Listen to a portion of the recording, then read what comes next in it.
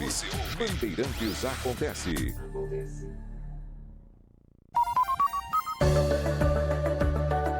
De volta com o Bandeirantes Acontece, agora 4h24, para conversar, e a cada 15 dias, a cada 2 semanas, isso acontece aqui, nos deixa muito felizes, é o papo com o Cid Torquato, que é CEO do Icon, e sempre traz aqui luz sobre temas importantes sobre a vida da pessoa com deficiência. Tudo bem, Cid? Como é que vai? Boa tarde. Oi, boa tarde, Ronald, boa tarde, Zaidan, boa tarde para todo mundo. Seja muito bem-vindo, obrigado pela companhia aqui. Olá, Cid, boa tarde. Boa tarde. Ô Cid, me fala uma coisa, você mandou pra gente um conteúdo que diz respeito à violência contra pessoas com deficiência. Eu já ouvi inúmeros casos e isso só fica público quando tem vídeo, quando se torna um caso de polícia de verdade, com a denúncia materializada. Mas o que a gente ouve também é que tem muito disso que as pessoas não ficam sabendo que tá dentro das rotinas. Queria que você falasse um pouquinho sobre como é essa questão da violência contra pessoas com deficiência, Cid. Sim, Ronald, é uma verdadeira chaga, né? Não só aqui no Brasil, né? No mundo, de modo geral, principalmente nos países não desenvolvidos ou em desenvolvimento. Os números são verdadeiramente alarmantes. E verdade, a gente não fica sabendo porque é um grupo, é um segmento da população muito invisibilizado. O capacitismo, né, que é o preconceito contra pessoas com deficiência, é a principal marca desse problema, tanto do ponto de vista do agressor, como das próprias autoridades, né? Parece que tudo bem, né? Por um lado, você agredir, você violentar, você fazer uma violência, um assédio com relação a pessoas com deficiência. E isso tem que acabar, Ronald, isso tem que diminuir, porque, de novo, como eu disse, os números são alarmantes, principalmente com relação a mulheres nas próprias casas.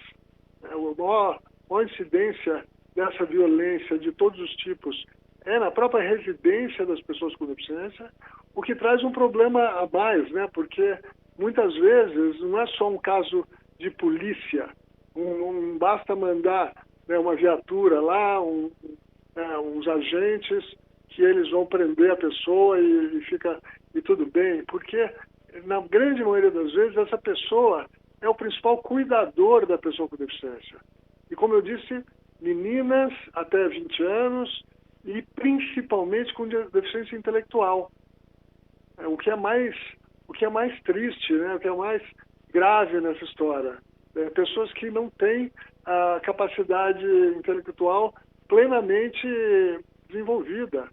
Então não conseguem reclamar, não sabem reclamar e muitas vezes não sabem nem que são vítimas de violência. Então é algo que a sociedade como um todo, como hoje se pede para que se faça com relação à violência contra a mulher, né, se os vizinhos, quem perceber que existe violência contra uma mulher que denuncie, o mesmo, né, a rede social tem que, ela é a principal agente, digamos assim, né, essa rede de combate à violência. Como eu disse, não é um caso só de polícia, e de qualquer forma, mesmo se fosse, a gente sabe, só a polícia não dá conta. Nós precisamos vislumbrar aí, desenvolver mecanismos através dos quais a própria sociedade em rede se proteja, né, da violência em geral, que a gente vê no dia a dia, e especificamente com relação à violência com relação contra pessoas com deficiência. Então é um problema, né, sério, de difícil solução, Ronald. Zaidan. Cid, é claro que há duas questões aí que são fundamentais. Primeiro é a punição, né? E, obviamente, sendo a vítima uma pessoa que está em condição permanente ou provisória, mas uma condição vulnerável, a punição tem de ser mais pesada. Isso tem de ser considerado agravante. É um crime com agravante, um grande agravante. Mas há uma outra questão. Você mencionou uma situação que é comum e que por isso tem que ser muito considerado. A pessoa tem dependência, né? Ela precisa de alguém e é exatamente esse alguém, às vezes é o único cuidador, a única cuidadora, e é essa pessoa que pratica a violência. E não há, porque às vezes você tem 4 pessoas ali, todas cuidam, então se alguém comete um crime, você remove aquela pessoa daquele ambiente e as outras 3 vão cuidar.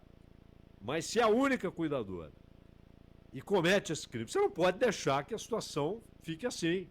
Ah, não tem outra pessoa para cuidar, tal. Existe alguma estrutura para esse tipo de socorro? Olha, o único cuidador possível é também o agressor, é o algoz. Há mecanismos públicos ou privados, sociais, enfim, para resgatar essa pessoa, fazer com que ela tenha cuidados em outro lugar, para que ela não fique naquela situação permanente de ser agredida, de ser vítima de um crime, Cid Torquato. Mas excelente pergunta, porque sim, nós temos uma rede estatal, né, os municípios, os estados, têm uma rede de suporte para proteger todas essas vítimas que nós mencionamos aqui. Não só as pessoas com deficiência, os idosos, as mulheres, só que essa rede está já absolutamente lotada de gente, não tem lugar mais para ninguém. Ou seja, o Estado ele não é capaz hoje, por uma série de razões, inclusive, de novo, voltando à questão da invisibilidade, do capacitismo, de dar o suporte necessário quando se constata esse tipo de violência, e a sociedade também é falha nesse sentido. Existem, sim, aqui e ali, ONGs, né, associações, entidades que tentam dar algum tipo de suporte para esse tipo de situação, mas são todas abarrotadas de gente, sem condições financeiras, sem condições de abrigar mais pessoas. Então, a esmagadora maioria das pessoas que sofrem essa violência acabam tendo que ficar em casa, sim, sem outras alternativas. Então, isso é muito cruel. Como eu disse, não é uma questão eminentemente, puramente do Estado. É uma questão da sociedade, porque esses sujeitos, né, de violência, essas vítimas, essas pessoas que sofrem violência, isso você tem, nós estamos destacando aqui as pessoas com deficiência, mas isso acontece muito com idosos. Os casos de feminicídio é absurdo, porque parece que eles estão aumentando. Então, você tem essas vítimas, na grande maioria das vezes, não tem a quem recorrer, ou se recebe algum tipo de suporte, é um suporte limitado, muitas vezes em condições muito precárias, insalubres, e sem condições de fato de fazer aquele tratamento, né? Porque muitas dessas pessoas saem dessas situações com sequelas físicas e psicológicas muito graves. Então é uma chaga tremenda, algo, de novo, eu repito, porque isso é muito bom que o nosso ouvinte escute muito bem isso, essa invisibilidade, para que ele, você que está nos ouvindo, seja um agente de mudança desses processos. E como é que a gente pode mudar isso?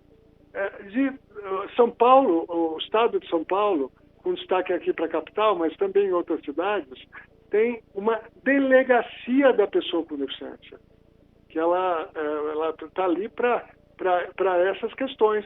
E ela é formada não só por agentes policiais, mas também por intérpretes de Libras e por assistentes sociais e psicólogos, que nesses casos são, na maioria das vezes, os agentes mais importantes no acompanhamento, né? Quando recebem uma denúncia, uma notícia de crime, essas pessoas são muito importantes nesse momento, exatamente pelas questões que nós apontamos. E um outro caminho, Zaidan, que é muito importante que todo mundo tenha em mente, que é denunciar via o número 100 do Ministério dos Direitos Humanos. O Ministério dos Direitos Humanos tem vários números, mas para não complicar a história, vamos focar no número 100.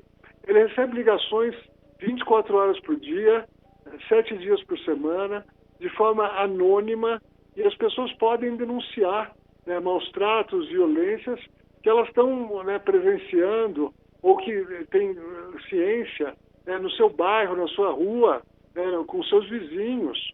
É só via esses canais que nós vamos conseguir, talvez, minimizar um pouco esse câncer que assola a nossa sociedade. Ô Cid, só para registrar, tem um número também da Prefeitura, que é 181, que a Prefeitura divulga para denúncia de maus tratos a pessoas com deficiência, só para registrar também. A delegacia, fisicamente, fica exatamente onde, Cid? Na rua Brigadeiro Tobias, lá no Palácio da Polícia. No próprio Palácio da Polícia, muito bem. Isso, fica no térreo, é totalmente acessível. Eu interagi muito, porque ela foi criada na época que eu estava na Secretaria de Estado dos Direitos da Pessoa com Deficiência de São Paulo, há talvez uns 15 anos atrás, mas não, menos um pouco, 12 anos atrás. E é algo, um exemplo para o Brasil inteiro, para o resto do estado de São Paulo, e o que a polícia paulista tem feito também? Na dificuldade de criar novas delegacias específicas, elas têm equipado delegacias convencionais com esses recursos humanos que eu mencionei. Então, intérpretes de Libras, psicólogos, assistentes sociais. Então, hoje, muitas delegacias em operação no Estado já têm condições de atender esse tipo de demanda e eles vão tentar fazer o melhor que eles podem, muitas vezes, como a gente falou aqui, de mãos atadas e muitas vezes tendo que fazer vista grossa para essa violência inominável. Cid Torquato, sempre conosco aqui, a cada 2 semanas, batendo papo sobre temas importantíssimos como esse de hoje, sobre a vida da pessoa com deficiência. Cid, mais uma vez, muitíssimo obrigado pela tua atenção conosco. A gente se fala em breve aqui. Um grande abraço. Muito obrigado, bom final de semana a todos. Valeu. Um abraço, Cid. Agora, 4